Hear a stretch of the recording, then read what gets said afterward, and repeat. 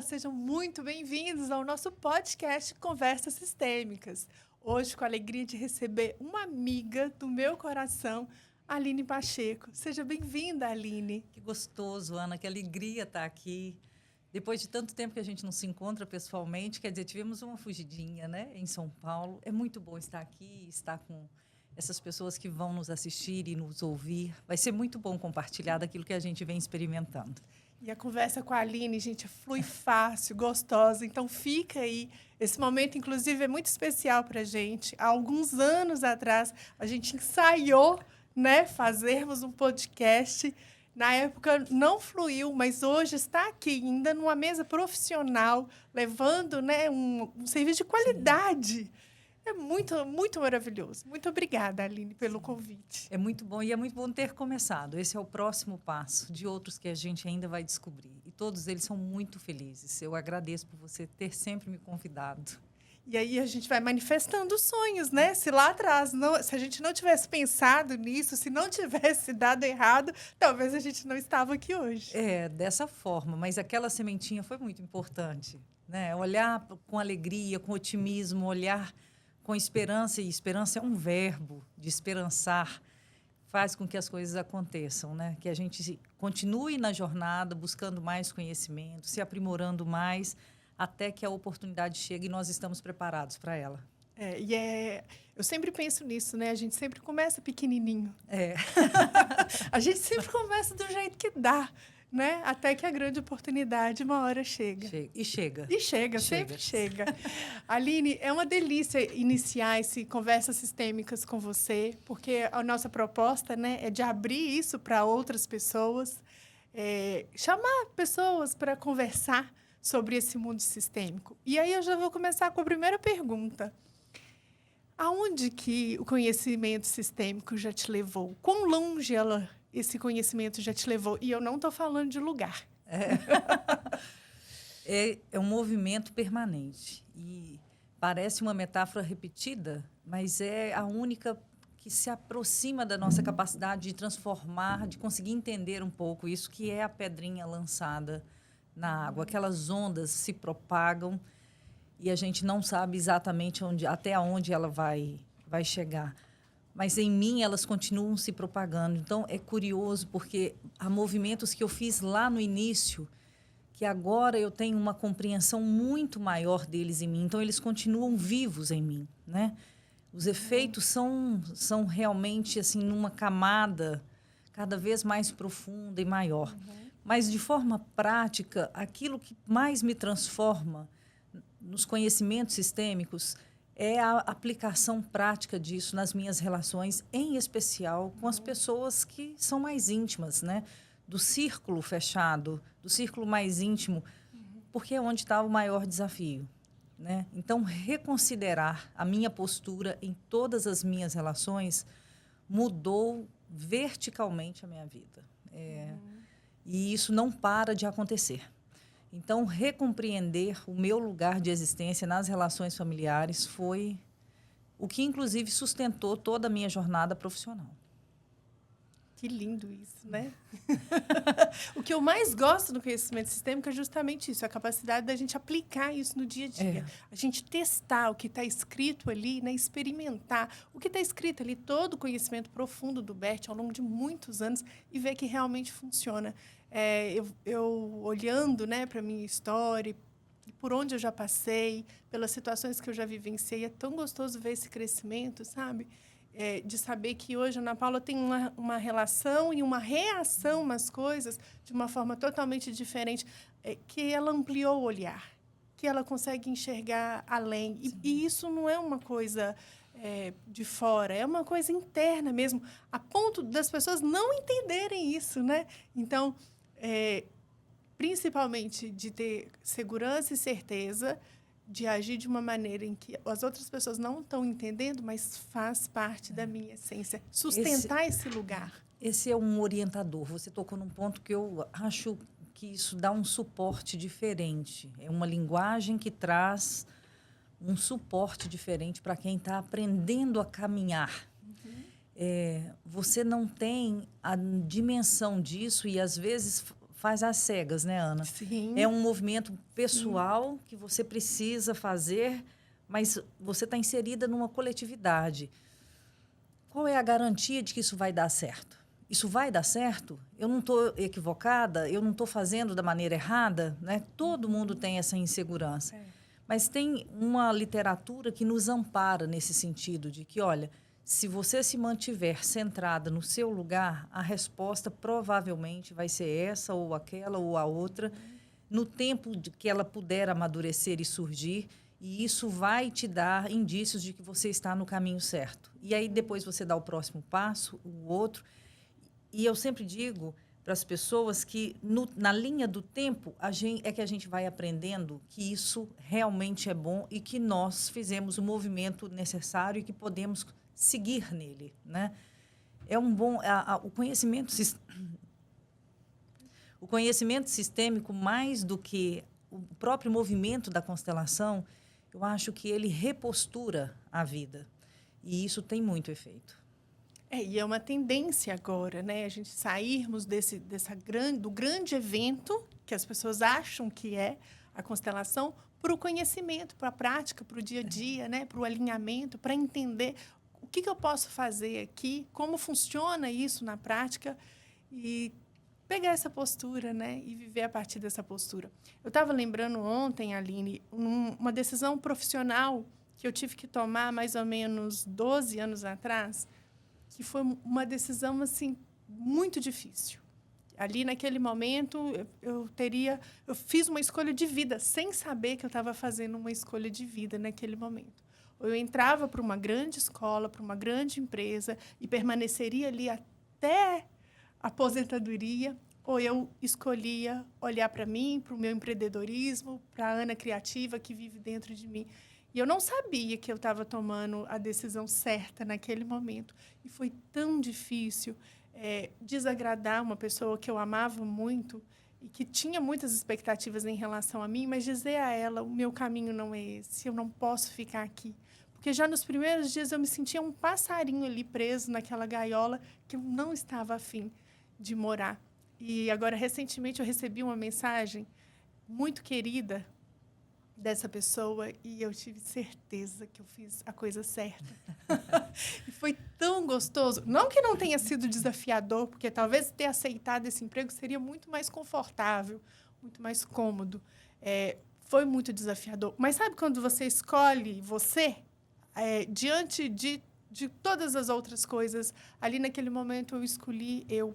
E aí, lembrando, né, que esse desagradar o pai, a mãe, uma pessoa que você ama, uma oportunidade de emprego que não condiz com o que você é o primeiro passo para o nosso crescimento. Mas por que tanta gente ainda tem medo de tomar esse passo? Exatamente pela contrariedade.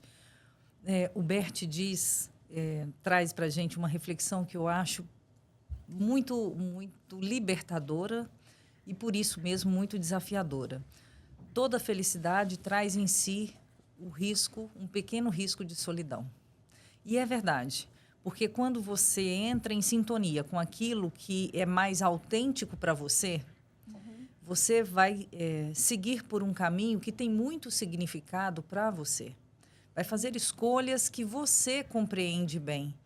E ao passo que talvez as pessoas ao seu redor não vão perceber do que exatamente aquilo se trata, ou que você está indo num caminho contrário daquilo que eles esperavam que você fosse. Então, há essa contrariedade e as pessoas ficam resistentes à mudança do outro, porque difere daquilo que nós vivemos, né? Daquilo que talvez nós temos implicitamente acordado, daquilo que é a nossa conduta normal. E essa pessoa vai se tornando talvez mais peculiar, com um jeitinho dela, seguindo um caminho que é dela, talvez não vivendo mais tão emboladinha com seus grupos. E isso assusta a gente. Nós temos uma psique pouco amadurecida nesse sentido. A gente ainda quer ficar, a gente ainda sente como crianças que quer ser sempre vinculada com a ideia de que estar próximo garante segurança, garante o afeto necessário, que tudo, na verdade, no final se transforma em segurança, em uma forma de segurança. Então, desafiar isso é, de fato e definitivamente, ir para a vida adulta. Escolher de acordo com a vida adulta e viver conforme ela. E com o risco que ela te implica também. Essa decisão é sua, é pessoal, e lidar com ela também vai requerer o seu esforço pessoal. As pessoas têm um pouco de medo disso, por ainda conversar com uma instância muito infantilzinha ali, né? Que quer o aconchego do grupo, né? Da família, a validação. O preço, né? Pagar o preço da felicidade. Cada um paga o seu preço. Né? Um estudante que fica muitos anos estudando para um vestibular de medicina, por exemplo, ele está pagando um preço ali da sua felicidade, que nem sempre é fácil, né? E aí, em cada setor, a gente paga esse preço, mas só o adulto dá conta disso, né? Tem aquela dinâmica que a gente sempre vê, que é das pessoas que fazem o movimento de ir para aquilo que elas querem, que elas sonham, mas que elas sempre voltam. Então, elas fazem movimento para relacionamentos conjugais, mas sempre voltam atrás. Elas ganham dinheiro e voltam para pedir alguma coisa aos pais ou para ficar um tempo na casa dos pais. Quando a gente faz essa referência de novo, de voltar para o ninho, isso é importante dizer que há, de fato, uma necessidade ali. Algo ali precisa terminar de se compor. Ontem eu atendi uma mocinha que saiu de casa muito jovem, com 15 anos. Foi estudar fora, né, melhores oportunidades fora da cidade dela, que ela morava numa cidade pequenininha. E agora que ela já passou por um longo caminho fora de casa, está acontecendo o que para ela seria impossível. Ela pensou que iria para os grandes centros, ela está voltando para a cidadezinha de origem. E eu entendi perfeitamente esse movimento da alma dela. E não quer dizer que isso seja definitivo. Mas ela vai lá resolver completar essa experiência de amor, de segurança, de se sentir preparada definitivamente para depois seguir o caminho dela. Aline, eu vivi esse movimento. Quando eu saí de casa para estudar, fui para Belo Horizonte, achando que estava pronta e preparada para a vida, para o mundo. E a realidade que eu encontrei foi bem diferente. E eu também tive que tomar essa decisão difícil. Um dia, dentro do ônibus, vi uma placa, assim, no muro, escrita assim: às vezes é preciso dar um passo para trás para alcançar os dois lá da frente. E eu senti que aquela mensagem era para mim. E aí eu liguei para o meu pai e falei: quero voltar. E ele, na sabedoria dele e na simplicidade dele, falou: eu te busco. Sem perguntar, sem questionar, sem exigir nada. Ele só falou: eu te busco. E aquilo foi tão importante para mim, porque eu não vi aquilo como um fracasso, né? Eu vi aquilo como uma oportunidade de me preparar melhor para esse momento. E voltei para casa e construí a minha vida. E me abasteci de coisas que eu nem sabia que eu precisava, né? Ali naquele núcleo, com aquele pai, com aquela mãe. Vivi coisas boas, coisas difíceis também, para mais ou menos 20 anos depois poder sair definitivamente, né? Ou talvez com um passo mais forte, já casada, com 2 crianças. E é lindo a gente perceber esse movimento. Recentemente, voltei à minha cidade agora e me senti tão amada. Eu recebi tanto amor, porque eu saí da exigência também, sabe? Eu comecei a ver beleza em tudo, em todas as pessoas, em todas as situações. Até nas situações mais difíceis, eu conseguia ali ver o amor. Algo em mim mudou. E eu voltei com esse presente no meu coração. Que lindo ver sua emoção falar, Ana. E eu me sinto tocada pela frase do seu pai, assim. Bonita, né? Bonita, essa eu te busco. Sem questionar, sabe? Sem expulsar. Sim. Não era o momento. E isso é muito interessante porque retrata uma situação que me traz muita curiosidade sempre, que é o movimento espontâneo que a vida tem nas relações. Sim. E de como as pessoas vão fazendo os movimentos sistêmicos que que é uma sabedoria da vida, né? Sem ter tido qualquer contato sobre isso. Como a gente vê isso, inclusive, na arte, né? Porque o que o conhecimento sistêmico traz para a gente é uma manifestação da própria vida, não é uma teoria desenhada para a vida. Sim. É só uma leitura daquilo que é a própria vida, né? E o pai é aquele que leva para a vida, mas tem hora também que é aquele que direciona a rota, né? Ele sabia o quão importante para mim era estar ali, mas se eu tinha feito aquele pedido, ele também sabia que eu já estava consciente do que vinha, né? É verdade. Aline, querida, uma outra coisa que eu queria... eu sou uma historiadora de famílias, né? Estou sempre aqui observando as histórias, aprendendo com cada uma delas. Como que você acha que a gente pode usar os fracassos e os sucessos das nossas histórias familiares para o nosso bem, para o nosso crescimento? Não há bibliografia melhor para a gente, Ana, do que a nossa própria história. E ela vem de muito longe. Nós precisamos aprender a ler essa história, porque nós aprendemos a condenar essa história, a julgar prepotentemente a nós mesmos e a nossa história. E, aliás, é por isso que a gente é tão infeliz, porque nós somos ótimos acusadores de nós mesmos, Sim, né? Sim. Mas a nossa história é que vai contar quais são as nossas habilidades, as nossas potências, quais são os nossos limites, quais são as nossas fragilidades e o que mais existe nesse baú, nessa grande biblioteca que nós temos e que nós podemos acessar. Então, as nossas histórias, quando eu digo nossas, eu estou falando dos pais, dos avós, dos bisavós, dos irmãos, dos tios, dos parceiros importantes que essa família teve no amor, nos negócios, enfim. Tudo isso nos dá repertório para viver. Tanto naquilo que é um exemplo, quanto no que é um contra-exemplo. Então, nós temos esses parâmetros que está ali disponível para a gente. Estão disponíveis e a gente pode tomar isso e dizer, bem, a partir disso, qual é a leitura que eu trago para o meu tempo e para aquilo que eu quero exercer nessa existência. Nós não estamos presos àquele modelo, mas ele é um referencial para nós. Como eu disse, vai servir como um exemplo ou como um contra-exemplo. Mas a nossa autonomia de transformar isso em algo que caiba dentro do nosso contexto é possível, é necessário, é o que dá a essa vida potência de existir. Nós estamos aqui atualizando a vida.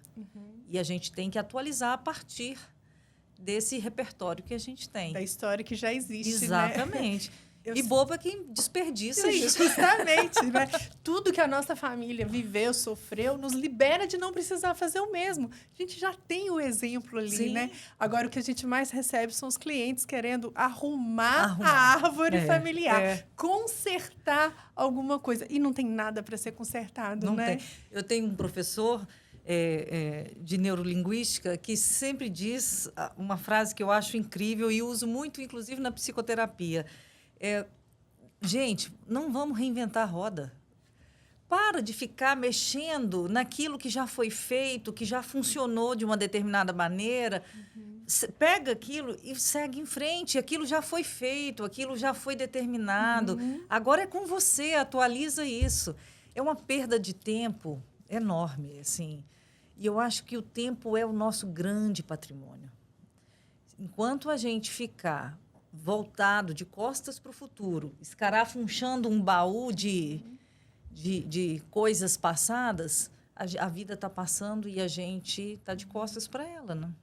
E a gente sempre pergunta isso, né? Onde a sua vida parou? Em que momento que ela parou? Porque, às vezes, ela para mesmo.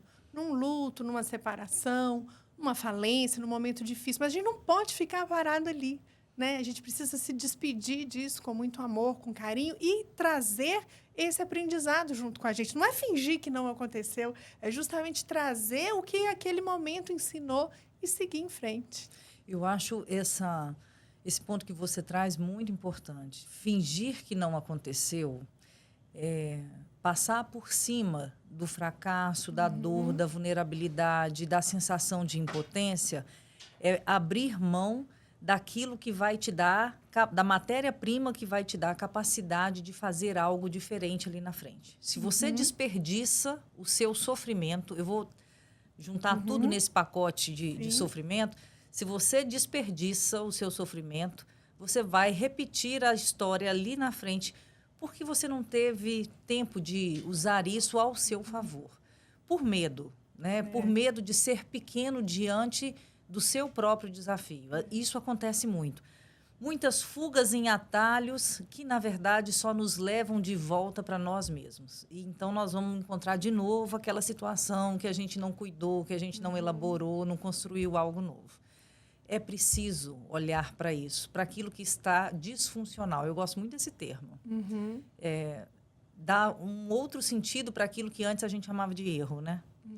Isso que está funcionando de uma maneira disforme, e está funcionando, pode ser revisto. Não feche os olhos para isso.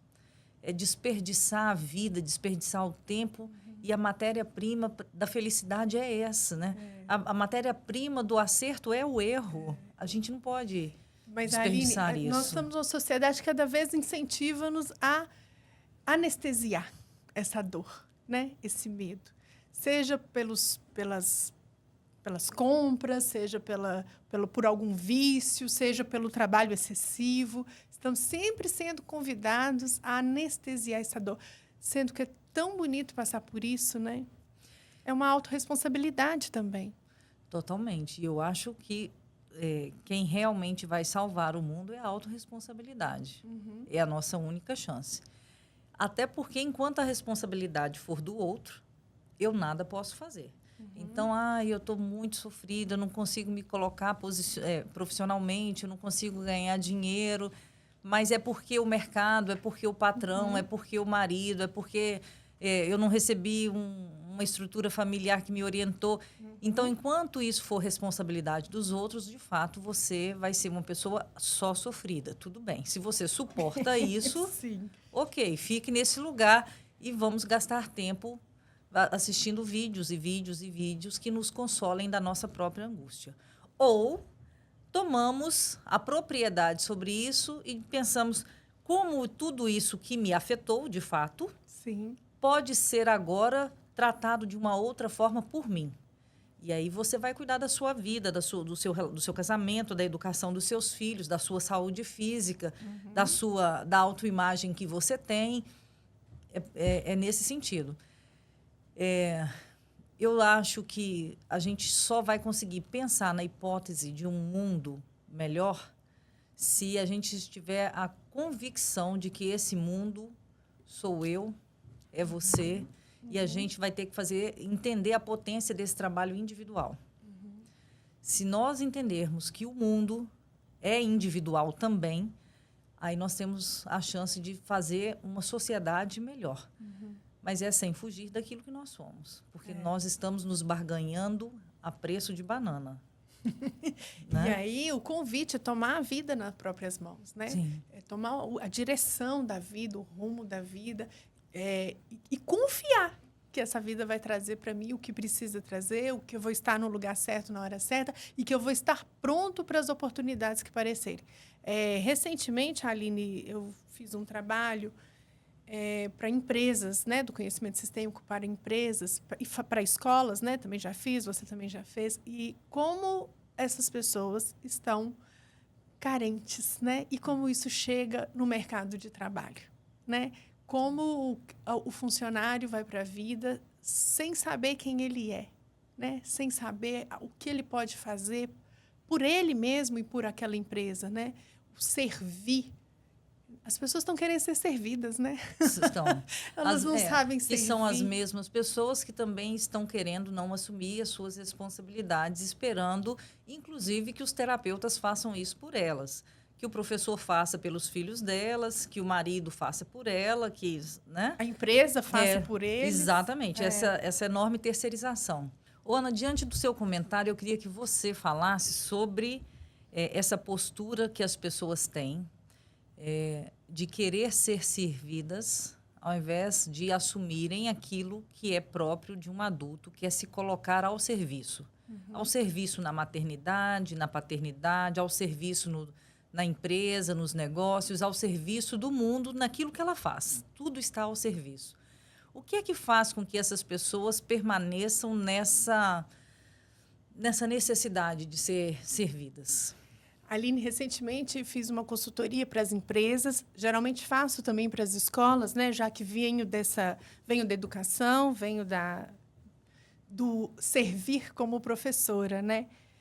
É o autoconhecimento, sabe? Quando eu sei quem eu sou, o que eu vim fazer nesse mundo, nessa vida, quando eu sei como entregar a minha energia e a minha alegria para as pessoas, eu estou pronta para servir. Mas antes disso, eu estou ainda num movimento de receber dos meus pais, de exigir dos pais. E aí eu exijo dos meus pais, né? E geralmente, todo mundo tem uma história. Nem sempre a gente vai receber tudo que a gente quis, né? Do jeito que a gente imaginou. E isso é normal, e isso é até positivo, porque isso é o que faz a gente ir para a vida, conquistar as coisas. Mas quando eu não tenho autoconhecimento, eu transfiro essa cobrança, essa exigência para o meu parceiro afetivo, para os meus filhos, para a empresa onde eu trabalho, e eu não assumo o meu lugar na vida, no mundo. A gente precisa estar ciente de quem nós somos para nos apresentarmos e servirmos da melhor maneira possível, sem entender, né, e sem achar que eu sou a última bolacha do pacote, né? Eu estou num grupo, eu pertenço a um grupo, eu faço parte de uma legião de pessoas que estão aqui para fazer o bem, para modificar aquilo que a gente tem até agora de uma forma muito positiva, olhando para frente e construindo algo novo, não repetindo, né, tudo que a gente vê aí diariamente. Isso dialoga muito, também me faz lembrar dos padrões repetitivos. Porque, veja só, a pessoa que não se sente abastecida para servir ao mundo, ela permanece sendo sempre recebedora. E essa pessoa recebedora crônica, ela também não vai estar disponível para as suas relações, que por fim serão relações esvaziadas. Então, vamos fazer um desenho clássico aqui. Uma mãe que, por algum motivo, tinha um comportamento ausente, que é o que a gente vê muito nas posturas, Sim. né?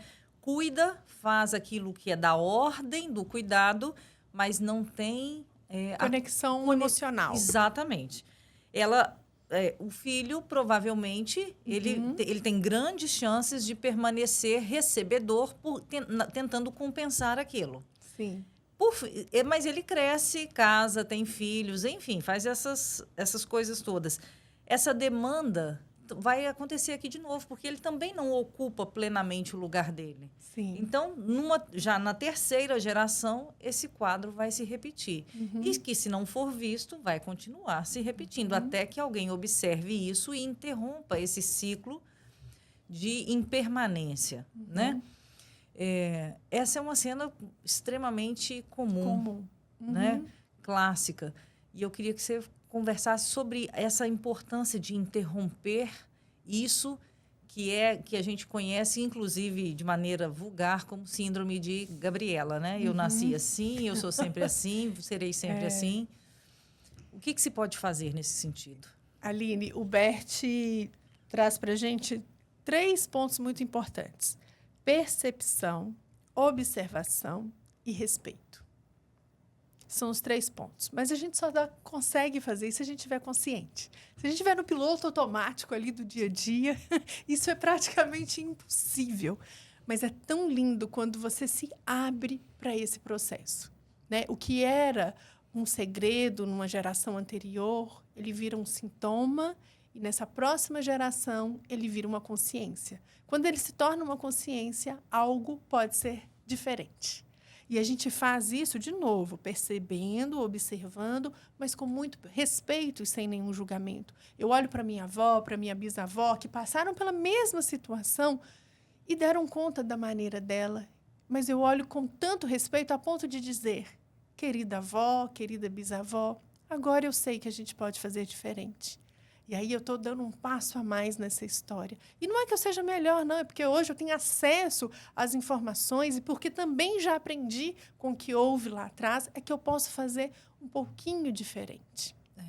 Tem uma frase sua que eu acho sensacional, que assim, a gente tem que ter sempre no nosso repertório pessoal, e eu uso muito o meu repertório profissional também, que é: obediência não é submissão. E submissão não é obediência, que vai conversar com essa postura de respeito que você trouxe aqui agora. Sim. O que é o respeito / obediência na perspectiva sistêmica, dialogando com o que a gente entende nós entendemos socialmente que na nossa sociedade, respeito muitas vezes é obedecer. Isso é uma consciência que nós temos. O que é qual é o respeito saudável? Que lindo. Que nos liberta. Que lindo isso, Aline. Adorei, porque é realmente um ponto bem importante. E que foi também um conhecimento meu, sabe? Quando eu entendi que eu podia continuar respeitando sem necessariamente estar obedecendo. As pessoas acham que é o contrário, né? Que o respeito aos pais significa obedecer cegamente aquilo que eles decidem ou escolhem para nós. E, justamente, quando nos tornamos adultos, precisamos fazer as nossas próprias escolhas e nos autorresponsabilizarmos por elas, né? É o primeiro ponto. E os pais ficam satisfeitos quando eles veem que a gente deu um passo maior, que a gente teve coragem para aquilo e que aquilo, de alguma maneira, ampliou os limites do sistema, né? Mas, muitas vezes, por o amor cego, para continuar pertencendo, a gente fica nesse lugarzinho cômodo de obedecer. Então, quando um pai e uma mãe diz, né, que não faz isso, não vai por ali, não faz por aquilo, e a gente obedece, mas dentro da gente a gente fica com aquele sentimento, né? Eu queria tanto. Isso não é respeito. É uma obediência sem respeito e sem nenhuma honra, porque eu vou culpar aquele pai, aquela mãe, uma vida inteira. Sim. Por aquilo que eu não pude fazer. Né? E eu tenho todo o direito de fazer e errar, de fazer e acertar, de fazer e tentar de novo. Né? Então, até os pais, né, no amor que sufoca, eles impedem esse filho de florescer, de crescer, de transformar a vida.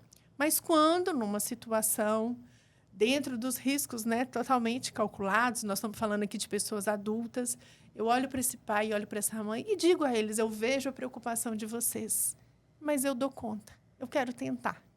Eu quero ir, né? E a gente faz isso com respeito na alma, né? Mãe, pai, não se preocupem, vocês já me deram o suficiente, eu já aprendi. E agora eu quero colocar isso, né, na vida. Isso é tão profundo, sabe? E isso é de uma honra, embora seja uma desobediência, né? Isso é de uma honra. E é isso que o pai e a mãe esperam da gente, é isso que o nosso sistema familiar espera da gente. Então, muito mais do que o que a gente faz, é a postura como a gente faz. Esse respeito sentido, ele é libertador para todos. E ele se transforma, inclusive, numa força motriz. É ele que vai te levar ao encontro daquele ponto que você precisa chegar, que evolui todo o grupo, você toma uma decisão, você se aprimora, você faz uma faculdade num sistema em que as pessoas, por exemplo, não estudavam, você arrisca uma profissão diferente, você amplia os limites do grupo. Com essa reverência interna, tudo que eu faço é também por vocês, por nós, por aquilo que nós juntos somos. E a partir daquilo que vocês já me trouxeram. E, sobretudo, eu acho que tem uma frasezinha, Ana, que a gente pode carregar com a gente, sempre. Independente da forma como nós estejamos vivendo. Eu sou como vocês. Porque nós continuamos sendo como os nossos. Mesmo que as nossas escolhas sejam um pouquinho diferentes, até porque a gente não vai fazer tanta coisa diferente assim, né? Justamente. Eu falo que o fruto não cai longe da árvore. Vai ficar ali, por ali, não é? Mas eu acho que é o grande papel do humano, o grande papel da existência humana é atualizar a vida, essa vida que nós exercemos aqui. Nós estamos aqui para isso, essa é a nossa função. É trazer algo de novo com essa nossa experiência de viver. E se nós não cumprimos isso, então nós estamos fazendo um papel né, muito dentro de uma ordem já conhecida. Isso é pouco produtivo, né? Isso não traz algo novo. Isso não gera vida, né? Não gera vida. E nós precisamos fazer isso, porque fica muito melhor quando a gente traz algo novo, uma nova consciência, uma nova postura, uma nova possibilidade. Todos se beneficiam disso. E quando você está centrado nisso que você está fazendo, quando você está, de fato, concordante consigo mesmo, mesmo as pessoas que não conseguem compreender, e às vezes não têm mesmo até cognição para compreender, Sim. elas dizem, isso é bom. Isso que você faz é bom. Eu me lembro uma cena assim curiosa. Os meus pais são pessoas muito simples e eles, em princípio, acharam muito arriscado isso que eu estava fazendo, que eles não sabiam direito o que era isso que eu estava fazendo. É verdade. Mas no tempo eles viram que isso é bom e que isso, inclusive, cumpre aquilo que para eles era o essencial. Você precisa de algo estável que você consiga sobreviver. Sim. É da ordem da sobrevivência do tempo deles, né? Sim. Quando eles viram que isso era funcional, eles passaram a contar para todo mundo o que a filha fazia. E só que eles não sabiam falar. Explicar, né? Então, volta e meia, eu recebi uma ligação e falava assim, ô Aline, fala aqui, o que você faz mesmo? Ai, que lindo! E é essa forma de concordar. Eu não sei exatamente o que é, mas eu já não temo mais. Eu vou com você nisso que você está trazendo de novo, porque eu vejo que isso é bom. Porque eu vejo a transformação, né? Eu vejo a transformação. E quando a gente se abre ao conhecimento sistêmico, a vida de todos ao nosso redor impacta, né? Porque Sim. a forma como a gente olha para as pessoas impacta a forma como ela nos vê. Então, mesmo sem entender, opa, tem alguma coisa ali que é bom, né? Eu também... Acontece um pouquinho assim comigo também. No início, muita preocupação se isso era religioso, se tinha alguma coisa dessa ordem, que não tem, né? A gente já sabe. Embora seja algo maravilhoso, né? Mas não está vinculado diretamente a nenhuma religião. Mas depois eles começaram a perceber e eu ficava sabendo assim... Fulano constelou. E eu falava, gente, que movimento que está acontecendo. Nós não constelamos as pessoas da família, mas eu ficava sabendo que um ou outro tinha feito aquele movimento através do meu trabalho, das minhas redes sociais, de ver eu falando de alguma coisa que eles ainda desconheciam. E é incrível, porque a gente, agora falando da próxima geração... a minha filha mais velha, ela não necessariamente está envolvida nisso, mas ela vem perguntar, mãe, disso que você estuda, isso aqui, qual que é a interpretação para isso aqui? Então, ela já colhe isso também com essa liberdade. Sim. Então, imagina que é uma geração que já vai ainda mais atualizada. Isso é maravilhoso. E tem aquela cena que eu acho incrível, que é que justifica a fala de que o nosso movimento nunca é individual. Ele embora ele não seja para os outros, ele afeta os outros. Então, nós somos pássaros pousados num fio. Sim. Quando um se movimenta, todos se movimentam. E isso é uma forma linda, inclusive, de amar o mundo e amar os nossos, né? É uma forma muito bonita de amor, não se limitar a uma obediência que é cega, que não permite que a gente ofereça o melhor que nós podemos. E dentro nos conhecimentos sistêmicos, nós chamamos isso de amor cego, muitas vezes, né? É um amor tão leal, e tão sem senso crítico também, que ele não faz julgamento. Então, mesmo podendo muito, eu não faço isso para não não constranger vocês, para não incomodar vocês. Então, eu me atrofio na minha experiência, na minha potência e fico ali pequenininho, né? Quando eu poderia crescer e trazer isso para o grupo. Então, é uma experiência que a gente precisa aprender a exercitar, porque ela não é teórica, ela é prática. Eu queria falar sobre isso, Aline. Só que antes eu vou pedir, você que está acompanhando a gente aí, escreve aqui nos comentários o que você está achando, se você está gostando, se tem alguma pergunta, nós vamos ter novos episódios, né, Aline? E é sempre um prazer, uma alegria dividir esse conhecimento com você. Agora, Aline, a gente estava falando disso há pouco, né? Dessa responsabilidade das pessoas que se atrevem e que são escolhidas para esse caminho, né? São muitos desafios, mas também com muita verdade, né? Então, nesse momento que o conhecimento sistêmico está alcançando outros lugares, como a educação, as empresas e até a justiça, como identificar a verdade disso que está sendo dito? Porque, de um lado, é maravilhoso esse conhecimento se propagar, mas ele precisa se propagar dentro do limite da verdade, dentro da fonte, dentro daquilo que realmente é. Não como uma coisa engessada, não. O próprio Bert diz, né, que a constelação ela vai se avançando com o tempo, mas a gente precisa estar, assim como os frutos de uma árvore, ligados à nossa raiz. E o que não acontece, né? Porque com essa propagação rápida, muita coisa é distorcida, muita coisa é feita de maneiras equivocadas. Então, como a gente nutrir essa verdade desse conhecimento que é tão bonito, mas que tem uma fonte, tem uma raiz?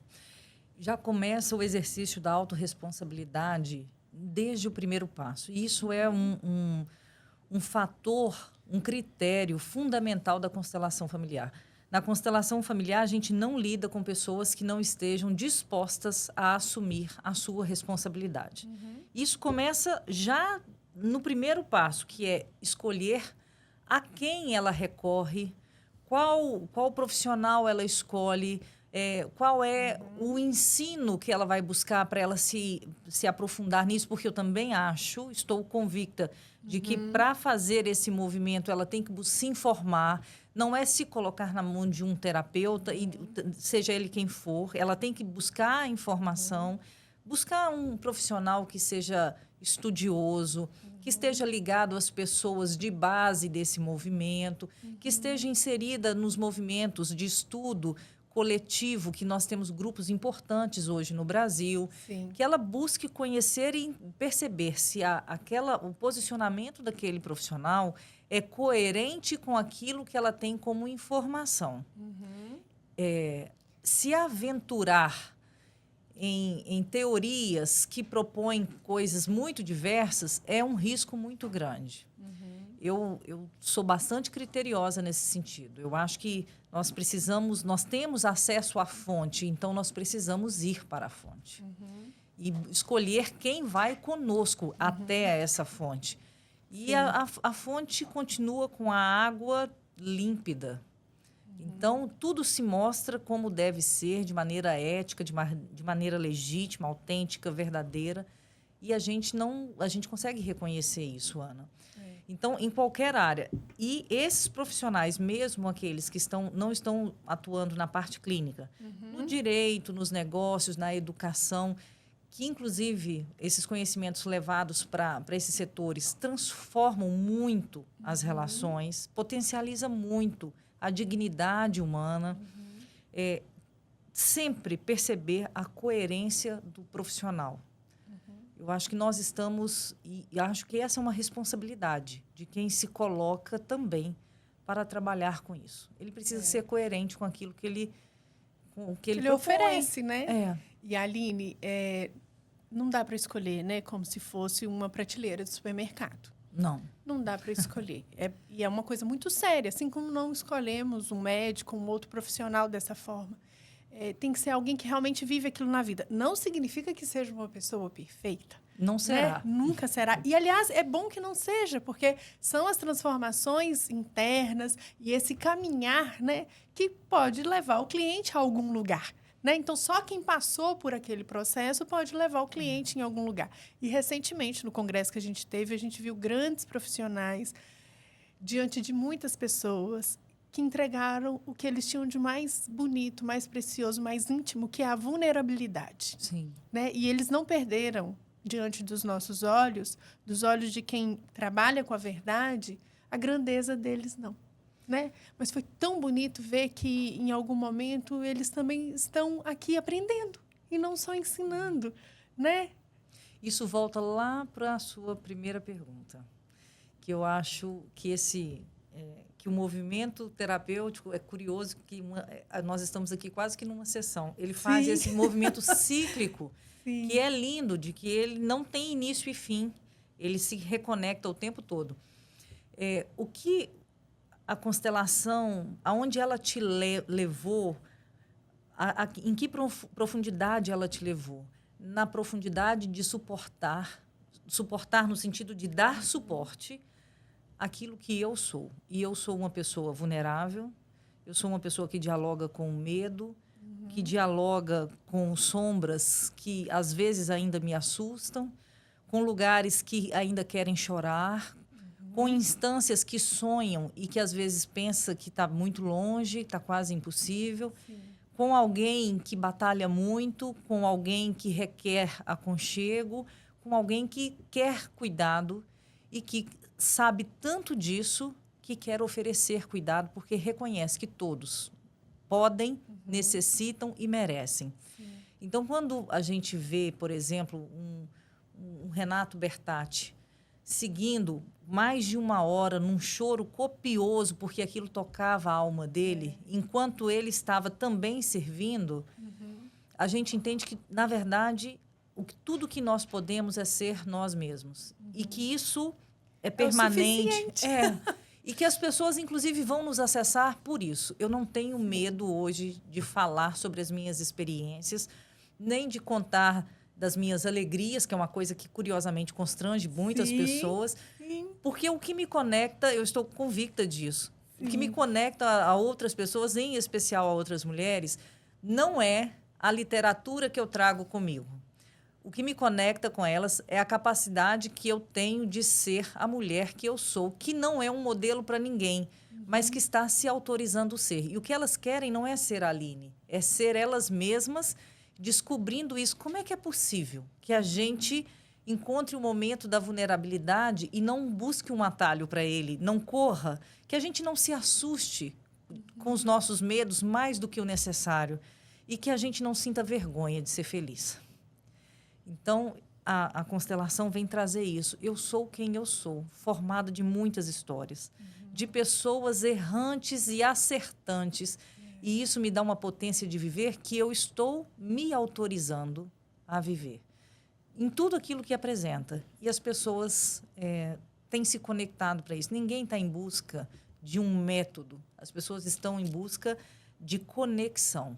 E nós estamos aqui nos dando, nos semeando. Isso é tudo que a gente tem. E quando a gente dá esse passo, né, para o conhecimento, para fazer uma constelação, é só isso que a gente descobre, para onde olha a nossa alma. Olha que lindo isso e que profundo, né? É um movimento muito profundo, que tem um valor inestimável, né? Mas chega na hora certa para todo mundo. Até isso é bonito, né? Às vezes as pessoas ainda não estão prontas. É uma sementinha que precisa, né, ir ali regando até que esse presente chegue. A hora certa é feita de frações de tempo, de muitos segundos. Então, aquele pequeno passo, aquela coisinha que você fez para se acolher, para se amar, para se cuidar, ela é tão fundamental quanto aquele ponto que você quer chegar.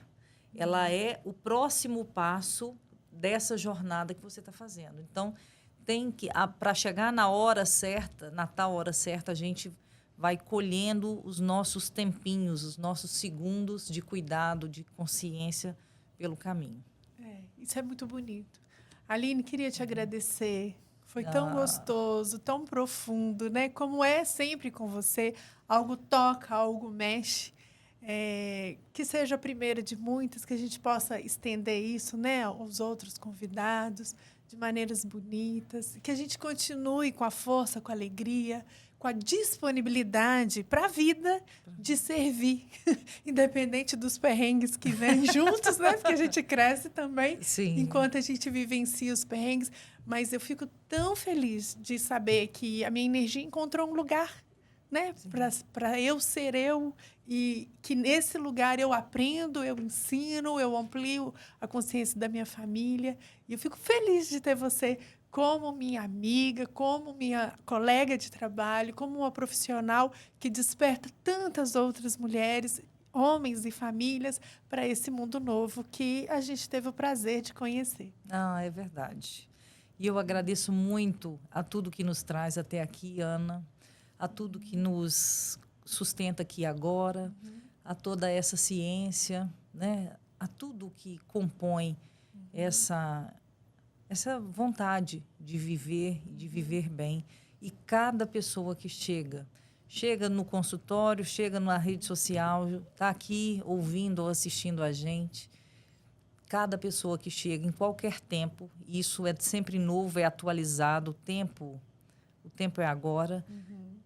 Todas essas pessoas que nós alcançamos, até sem saber, para mim, é sempre uma alegria. É muito bom ser instrumento disso que a vida quer de mim. E eu estou com meu coração aberto para isso e muito feliz que nesse nosso caminho a gente se encontre e compartilhe experiências tão gostosas. E, Aline, eu fico emocionada só de pensar no nosso primeiro encontro há muitos anos atrás, né?